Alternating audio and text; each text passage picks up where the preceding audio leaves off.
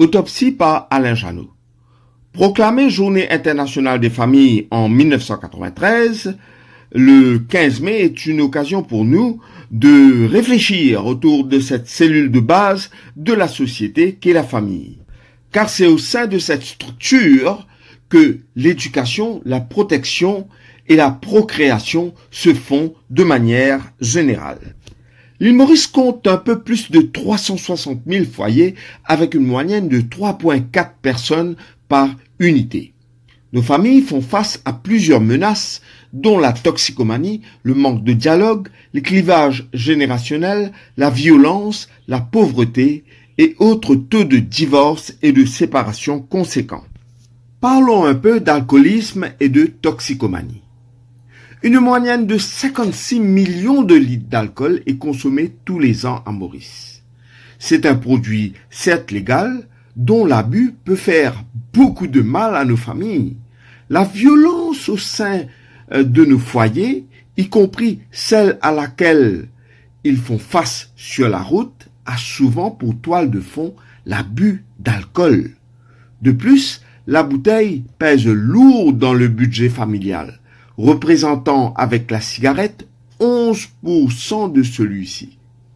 En termes de comparaison, la famille consacre seulement 3,8% à sa santé et 5% à son éducation.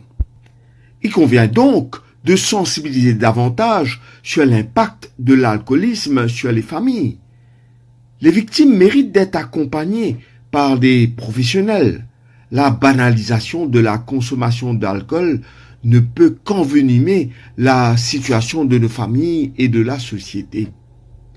Quant à la toxicomanie, elle continue à détruire nos familles malgré les efforts des autorités. Selon le rapport de la dernière commission d'enquête sur la drogue, le nombre d'utilisateurs de drogue intraveineuse s'élèverait à 20 000. En ce qui concerne la drogue synthétique, la situation est encore plus inquiétante. La drogue guette toutes les familles. Nombreuses sont celles qui souffrent en silence et qui font soigner leurs victimes discrètement dans les cliniques et institutions privées. Ne pas en prendre conscience pourrait créer l'impression erronée qu'elle ne touche que les familles défavorisées, même si elles sont les plus vulnérables. En dehors des recommandations du rapport de la commission d'enquête sur la drogue, dont un certain nombre a été mis en application, il convient aux familles d'exercer beaucoup de vigilance mutuelle entre leurs membres. Le dialogue est primordial et tout changement de comportement doit être pris au sérieux. Il est primordial que les enfants soient avertis des dangers de la drogue par leurs parents ou autres membres de la famille. Et lorsque ces derniers ne sont pas en mesure de le faire, il appartient à la grande famille sociale de prendre charge de cette responsabilité. Car, comme dirait ce proverbe africain, nous avons besoin d'un village pour grandir un enfant. Venons-en maintenant à la violence domestique. Selon un rapport du Center for Disease Control and Prevention datant de 2016, près de 18,4% de femmes et de 7,5% d'hommes seraient victimes de violences domestiques sous toutes ses formes, qu'elles soient physiques, psychologiques et sexuelles. En 2018, le cas de violences domestiques au sein des foyers, officiellement enregistré, s'élevait à 5 565. Cette violence domestique fragilise la santé physique, psychologique et économique de la famille et par extension celle de la société.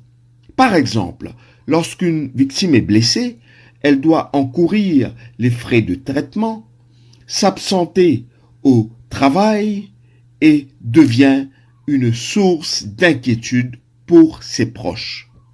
Pour enrayer ce fléau qui touche de nombreuses familles mauriciennes, il serait souhaitable d'accentuer davantage sur la prévention et l'éducation des futurs mariés avec des cours de préparation au mariage, les valeurs familiales et autres encadrements légaux dissuasifs. L'alcoolisme, la toxicomanie et la violence familiale sont des thèmes qui méritent notre attention la plus sérieuse. Il faut en discuter continuellement au sein de nos familles et de nos institutions diverses. La banalisation de la consommation d'alcool et de drogue au risque de me faire répéter doit absolument être évitée. Ce sont des substances nocives à plusieurs niveaux et nous ne pouvons les intégrer au sein des familles comme des alliés exclusivement récréatifs. Le support et la participation des autorités doivent être recherchés dans le combat contre ces ennemis de la famille. C'est ainsi que nous aurons des familles solides, en conséquent une société solide et un pays prospère.